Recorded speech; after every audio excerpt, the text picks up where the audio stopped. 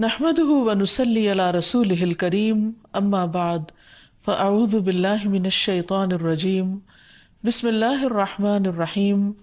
رب اشرح لي صدري ويسر لي امري واحلل عقدة من لساني يفقهوا قولي۔ السلام علیکم ورحمۃ اللہ وبرکاتہ۔ ناظرین، پروگرام دعا کیجئے کے ساتھ آپ کی خدمت میں حاضر ہیں۔ آج ہم انشاءاللہ بیماری سے شفا کی دعائیں آپ کے ساتھ شیئر کریں گے۔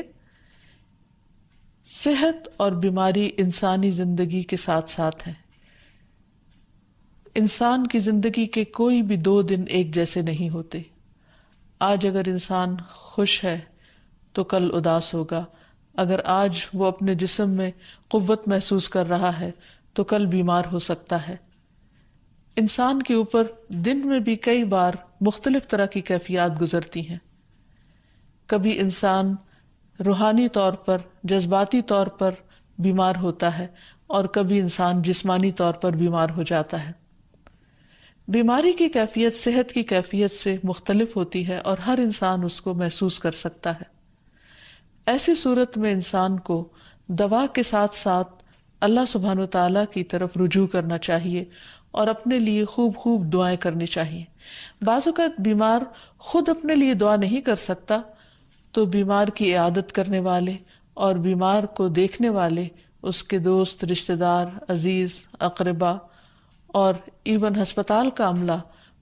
مریض کے لیے ایسی دعائیں پڑھ سکتا ہے جو اس کے لیے شفا یابی کا ذریعہ ہو سکتی ہیں۔ تو بات یہ ہے کہ انسان ہر حال میں اپنے رب کا محتاج ہے اور اسے اپنی ہر ضرورت کے لیے اپنے رب کی طرف رجوع کرنا چاہیے، اور خصوصاً قبولیت کے مواقع پر۔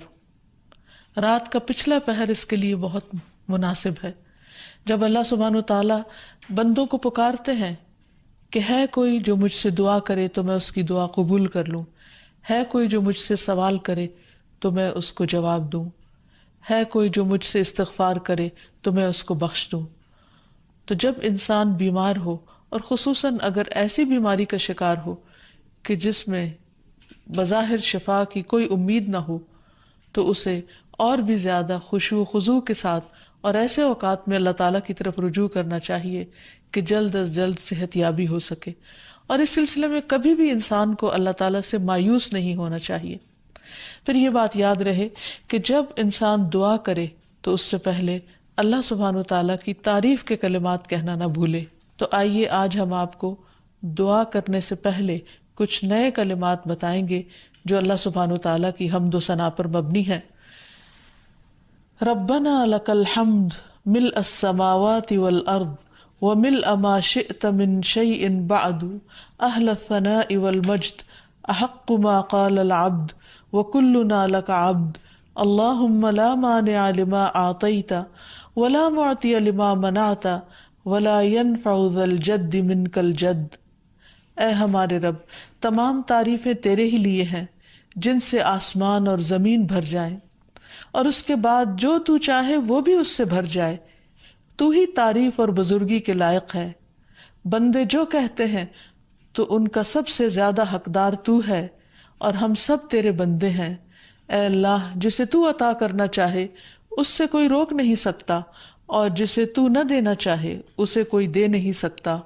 اور کسی مرتبے والے کی بزرگی تیرے سامنے کوئی فائدہ نہیں دے سکتی۔ یعنی اللہ سبحانہ وتعالیٰ کے علاوہ کوئی بھی اور ایسا نہیں ہو سکتا جو انسان کی مشکل کو آسان کر سکے۔ تو آئیے اس کے ساتھ ہم دیکھتے ہیں کہ بیماری کے اسباب کیا ہوتے ہیں، بیماریاں کیوں آتی ہیں۔ سب سے پہلی بات تو یہ کہ بیماری اللہ کے اذن سے آتی ہے۔ جب تک اللہ سبحانہ وتعالیٰ کا اذن نہ ہو، انسان پر کوئی کسی قسم کی مشکل آ نہیں سکتی۔ قرآن مجید میں آتا ہے ما اصاب من مصیبت الا باذن اللہ، جو بھی مصیبت آتی ہے وہ اللہ کے اذن سے آتی ہے اور وہ تقدیر کا حصہ ہوتی ہے، اور اس میں اللہ سبحانہ وتعالیٰ کی حکمت اور مشیت کار فرما ہوتی ہے۔ اور وہ کیا ہو سکتی ہے؟ مثلاً اللہ تعالیٰ کسی بندے کے ساتھ بھلائی کا ارادہ کرتے ہیں، اس کے گناہ معاف کرنا چاہتے ہیں، اس کو کسی خاص چیز کی سمجھ دینا چاہتے ہیں، تو اسے تکلیف میں مبتلا کر دیتے ہیں، کیونکہ بعض اوقات انسان زندگی میں اتنا مصروف ہوتا ہے اپنے روزانہ کے روٹین کے کاموں میں کہ وہ ٹھہر کر، رک کر، خاموشی کے ساتھ وقفہ لیے بغیر کوئی ایسی بات سوچتا نہیں کہ جو اسے سوچنی چاہیے، جو اللہ تعالیٰ چاہتے ہیں کہ وہ سوچے۔ تو جب انسان بیمار ہو جاتا ہے تو ایک اور کنڈیشن میں آ جاتا ہے، وہ آرام کی کیفیت میں آ جاتا ہے۔ ایسی صورت میں انسان کو وہ باتیں بھی سوچنے کا موقع مل جاتا ہے جو عام طور پر وہ نہیں سوچتا۔ پھر اسی طرح ہمیں ہمارا دین یہ بھی بتاتا ہے کہ بعض اوقات انسان پر بیماری یا کوئی بھی تکلیف اس کے اپنے ہاتھوں کی کمائی سے آتی ہے، یعنی اس کا اپنا کوئی گناہ یا قصور ہوتا ہے جس کی بنا پر اسے وہ تکلیف پہنچتی ہے۔ قرآن مجید میں آتا ہے وَمَا أَصَابَكُم مِّن مُّصِيبَةٍ فَبِمَا كَسَبَتْ أَيْدِيكُمْ وَيَعْفُو عَن كَثِيرٍ، اور تمہیں جو بھی مصیبت پہنچی تو وہ اس وجہ سے ہے جو تمہارے ہاتھوں نے کمایا، اور وہ بہت سی چیزوں سے درگزر کر جاتا ہے۔ اسی طرح بعض اوقات انسان کی بیماریاں اس کے کسی گناہ کا نتیجہ ہوتی ہیں۔ عمر رضی اللہ عنہ نے جب عباس رضی اللہ عنہ سے بارش کی دعا کرنے کے لیے کہا تو انہوں نے کہا اے اللہ، بے شک مصیبتیں گناہوں کی وجہ سے ہی نازل ہوتی ہیں اور انہیں صرف توبہ ہٹا سکتی ہے۔ پھر اسی طرح ایک اور روایت میں آتا ہے رسول اللہ صلی اللہ علیہ وسلم نے فرمایا جب بھی کسی رگ یا آنکھ کو نقصان پہنچتا ہے تو وہ کسی نہ کسی گناہ کی وجہ سے ہوتا ہے، لیکن جو تکالیف اللہ تعالیٰ ویسے ہی ٹالتا رہتا ہے وہ کہیں زیادہ ہو جاتی ہیں۔ پھر اسی طرح بعض بیماریاں انسانوں کے اعلانیہ گناہوں کی وجہ سے بھی ہوتی ہیں، جیسے کہ ایک حدیث میں آتا ہے جب کسی قوم میں بدکاری عام ہو جاتی ہے اور وہ اعلانیہ اس کا ارتکاب کرتے ہیں تو ان میں طاعون اور ایسی مختلف بیماریاں پھیل جاتی ہیں جو کہ ان سے پہلے گزرے ہوئے لوگوں میں نہ تھی۔ ابو امامہ باہلی سے روایت ہے کہ نبی صلی اللہ علیہ وسلم نے فرمایا جس بندے کو بھی بیماری سے پچھاڑ دیا گیا ہو تو اللہ تعالیٰ اسے جب بیماری سے اٹھاتا ہے تو وہ پاک ہوتا ہے۔ تو یہ ایک حقیقت ہے کہ انسان کے گناہ اس کے لیے مشکلات کا سبب بنتے ہیں۔ امام ابن القیم الجوزیہ لکھتے ہیں، ان کی ایک مشہور کتاب ہے الداء والدواء، بیماریاں اور علاج، اس میں وہ کہتے ہیں کہ کوئی بھی گناہ ایسا نہیں کہ جس کے اثرات نہ ہوں۔ انسان سے چھوٹی یا بڑی جو بھی کوئی غلطی صادر ہوتی ہے اس کے نتیجے میں کچھ نہ کچھ اثرات اس کی زندگی پر ضرور پڑتے ہیں۔ ہاں اگر اللہ تعالیٰ معاف کر دے تو وہ اور بات ہے، ورنہ ہر گناہ کی ایک تاثیر ہوتی ہے، اور ان تاثیرات میں سے ایک چیز یہ ہے کہ انسان مختلف قسم کی بیماریوں میں مبتلا ہو جاتا ہے۔ اسی لیے ہم دیکھتے ہیں کہ جب انسان بیماری میں مبتلا ہوتا ہے تو اللہ تعالیٰ اس بیماری کو اس کے گناہوں کا کفارہ بنا دیتے ہیں۔ جیسے حدیث میں آتا ہے کہ جس مسلمان کو کانٹا چبھے یا اس سے زیادہ کوئی تکلیف پہنچتی ہے تو اللہ تعالیٰ اس کے ذریعے اس کے گناہوں کو اس طرح دور کر دیتا ہے جس طرح درخت سے اس کے پتے جھڑتے ہیں۔ تو اس سے ہمیں یہ پتہ چلتا ہے کہ بیماریوں کے آنے کے مختلف اسباب ہوتے ہیں۔ بیماری بہرحال جس بھی وجہ سے آئے، لیکن اصل چیز دیکھنے کی یہ ہے کہ مومن کا رویہ کیا ہے۔ مومن کو اگر کوئی کانٹا بھی چبھتا ہے تو وہ اس پر صبر کرتا ہے۔ اس لیے بیماری یا تکلیف کے آنے پر انسان کو اللہ سے راضی رہنا چاہیے، شکوہ نہیں کرنا چاہیے،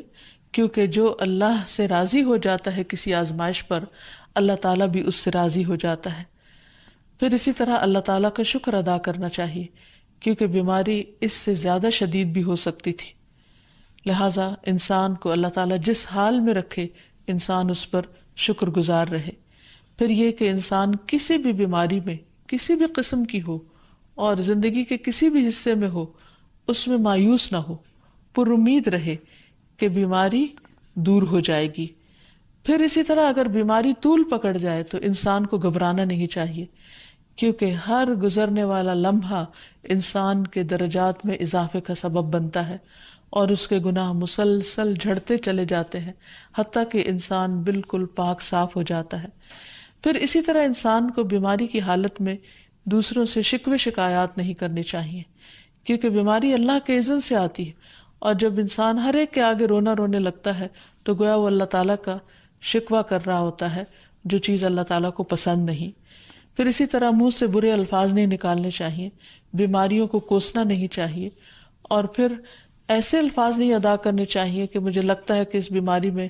میری زندگی چلی جائے گی، یا یہ کہ کسی مریض کی عیادت کے لیے جا کر اس کو اس قسم کی بات نہیں کرنی چاہیے، خواہ کتنی ہی خطرناک بیماری کیوں نہ ہو، ہمیشہ اسے امید دلانے چاہیے، کیونکہ مایوسی کے الفاظ اور برے بھلے اور منفی قسم کی باتیں اللہ تعالیٰ کو پسند نہیں، اور انسان ویسے بھی جیسے سوچتا ہے پھر اس کے ایکشن اس کے مطابق ہونے لگتے ہیں۔ اب یہ ہے کہ انسان بیماری میں دوا ضرور کرے، کیونکہ حدیث میں آتا ہے کہ اللہ تعالیٰ نے کوئی بیماری ایسی نہیں اتاری جس کے لیے دوا نہ اتاری ہو۔ ہاں، جسے معلوم ہو اسے معلوم ہوتا ہے، اور جسے نہیں معلوم ہوتا اسے نہیں معلوم ہوتا۔ بعض اوقات اللہ تعالیٰ ڈاکٹر کے دل میں ڈال دیتا ہے اور اس کا علاج اس کو سمجھ میں آ جاتا ہے، اور بعض اوقات وہ بیماری لا علاج ہوتی ہے، حالانکہ اس کا علاج موجود ہوتا ہے مگر کسی کو بھی علاج سمجھ میں نہیں آتا۔ بہرحال نوعیت کچھ بھی ہو تو علاج ضرور کراتے رہنا چاہیے، اور کبھی مایوس نہیں ہونا چاہیے کہ اس بیماری کا علاج ہو نہیں سکتا، نہیں، ایک کے بعد ایک کوشش انسان کرتا رہے، اور جب اللہ کا اذن ہوگا بیماری دور ہو جائے گی۔ اور اس کے ساتھ ساتھ انسان یہ بھی یقین رکھے کہ شفا اللہ کے ہاتھ میں ہے، کسی ڈاکٹر کے ہاتھ میں نہیں، کسی انسان کے ہاتھ میں نہیں، کیونکہ جب تک اللہ کا اذن نہ ہو شفا نہیں ہو سکتی، خواہ کوئی کتنا بھی بڑا ڈاکٹر کیوں نہ ہو۔ اسی لیے نبی صلی اللہ علیہ وسلم کی دعاؤں کے آخر میں آتا ہے کہ لا شفا الا شفاؤک، کوئی شفا نہیں مگر تیری ہی شفا، یعنی جو اللہ سبحانہ وتعالیٰ اپنے بندے کو شفا عطا کرے۔ پھر اسی طرح یہ ہے کہ حضرت ابراہیم علیہ السلام نے اللہ سبحانہ وتعالیٰ کے بارے میں فرمایا تھا کہ وَإِذَا مَرِضْتُ فَهُوَ يَشْفِينِ،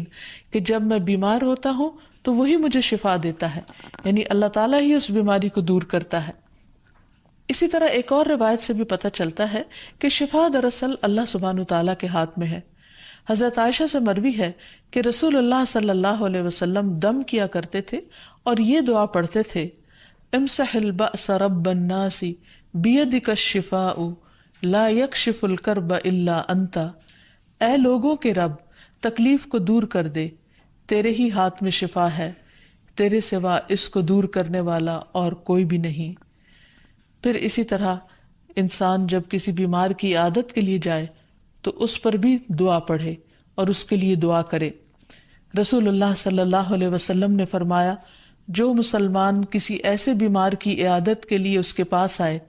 جس کی موت کا وقت قریب نہ آیا ہو اور 7 مرتبہ یہ پڑھے، اسأل اللہ العظیم رب العرش العظیم ان یشفی فلانا من وجعہ، میں اس عظمت والے اللہ سے سوال کرتا ہوں جو عرش عظیم کا رب ہے کہ فلاں کو اس کی تکلیف سے شفا عطا فرمائے، تو اللہ عز و جل اسے شفا عطا فرما دیتا ہے۔ اور پھر ہم دیکھتے ہیں کہ تمام انبیاء اپنی بیماریوں میں، تکلیفوں میں اللہ تعالیٰ کو پکارتے تھے، جیسا کہ ایوب علیہ السلام کی دعا قرآن مجید میں آتی ہے، وَأَيُّوبَ إِذْ نَادَى رَبَّهُ أَنِّي مَسَّنِيَ الضُّرُّ وَأَنْتَ أَرْحَمُ الرَّاحِمِينَ فَاسْتَجَبْنَا لَهُ فَكَشَفْنَا مَا بِهِ مِنْ ضُرٍّ وَآتَيْنَاهُ أَهْلَهُ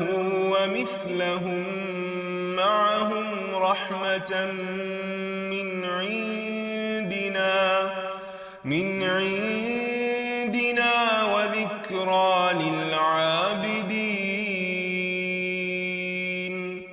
اور ایوب جب اس نے اپنے رب کو پکارا کہ بے شک مجھے تکلیف پہنچی ہے اور تو رحم کرنے والوں میں سب سے زیادہ رحم کرنے والا ہے، تو ہم نے اس کی دعا قبول کر لی، پس اسے جو بھی تکلیف تھی اسے دور کر دیا، اور اسے اس کے گھر والے اور ان کے ساتھ ان کی مثل اور عطا کر دیے، اپنے پاس سے رحمت کے لیے اور ان لوگوں کی یاد دہانی کے لیے جو عبادت کرنے والے ہیں۔ اسی طرح رسول اللہ صلی اللہ علیہ وسلم نے ایک اور موقع پر ایک صحابی عثمان بن ابی عاص الثقفی کو ایک دعا سکھائی۔ جب وہ نبی صلی اللہ علیہ وسلم کے پاس حاضر ہوئے، وہ کہتے ہیں مجھے اتنی تکلیف تھی کہ قریب تھا کہ وہ مجھے ہلاک کر دیتی، تو نبی صلی اللہ علیہ وسلم نے مجھے فرمایا اس درد کی جگہ پر اپنا دایاں ہاتھ رکھو اور 7 مرتبہ کہو بسم اللہ اعوذ بعزت اللہ و قدرتہ من شر ما اجد و احاذر، اللہ کے نام کے ساتھ میں پناہ مانگتا ہوں اللہ کی عزت کی اور اس کی قدرت کی اس شر سے جو میں محسوس کرتا ہوں، یعنی اس تکلیف سے بچنے کے لیے جو مجھے محسوس ہو رہی ہے اور جس سے میں خوف محسوس کرتا ہوں۔ عثمان کہتے ہیں کہ جب میں نے یہ پڑھا تو اللہ سبحانہ وتعالیٰ نے مجھے شفا عطا کر دی۔ پھر اسی طرح ہر بیماری سے شفا کی دعا نبی صلی اللہ علیہ وسلم نے سکھائی۔ عبداللہ بن عباس سے مروی ہے کہ نبی اکرم صلی اللہ علیہ وسلم نے فرمایا،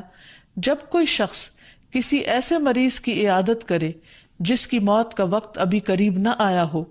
اور اس کے پاس 7 مرتبہ یہ دعا پڑھے، اسأل اللہ العظیم رب العرش العظیم ان یشفیک، میں عظمت والے اللہ جو عرش عظیم کا رب ہے اس سے دعا کرتا ہوں کہ وہ تمہیں شفا عطا کرے، تو اللہ تعالیٰ اسے اس مرض سے شفا عطا کر دے گا۔ پھر اسی طرح نبی صلی اللہ علیہ وسلم اگر کسی کو کوئی پھوڑا بنسی ہوتی تو اپنے لعاب دہن کے ساتھ زمین کی مٹی تھوڑی سی لے کر اس درد تکلیف والی جگہ پر لگاتے تو اس سے بھی شفا ہوتی۔ حضرت عائشہ کہتی ہیں کہ جب کسی انسان کے عضو میں کوئی تکلیف ہوتی، پھوڑا یا زخم ہوتا، تو نبی صلی اللہ علیہ وسلم اپنی انگلی اس طرح رکھتے، اور سفیان جو راوی ہیں انہوں نے اپنی شہادت کی انگلی زمین پر رکھی، پھر اسے اٹھا کر فرمایا بسم اللہ تربت اردنا بریقت بعدنا لیشفى به سقیمنا باذن ربنا، اللہ کے نام کے ساتھ ہماری زمین کی مٹی ہمارے رب کے حکم سے ہم میں سے بعض کے تھوک کے ساتھ ہمارے بیمار کو شفا دی جائے۔ یعنی لعاب دہن کا اپنا ایک اثر ہوتا ہے، اور لعاب دہن جو ہے ایک طرح سے دوا کا کام کرتا ہے، اور اللہ کا نام لے کر جب لعاب دہن لگایا جائے تو شفا ہوتی ہے۔ جیسے کہ ایک اور موقع پر نبی صلی اللہ علیہ وسلم نے ایک جلے ہوئے مریض کے اوپر یہی دعا پڑھ کر لعاب دہن لگایا تو اللہ تعالیٰ نے اس مریض کو شفا یاب کر دیا، اور وہ دعا تھی اذہب البأس رب الناس واشف انت الشافی لا شفاء الا شفاؤک شفاء لا یغادر سقما۔ پھر اسی طرح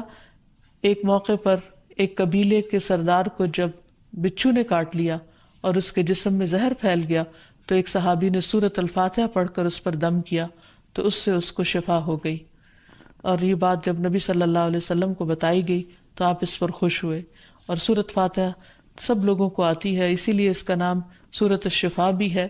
کیونکہ یہ بیماری میں بطور علاج پڑھی جاتی ہے مریض پر، مریض خود بھی پڑھ سکتا ہے اور اس کے اٹینڈنٹس بھی اس پر پڑھ سکتے ہیں۔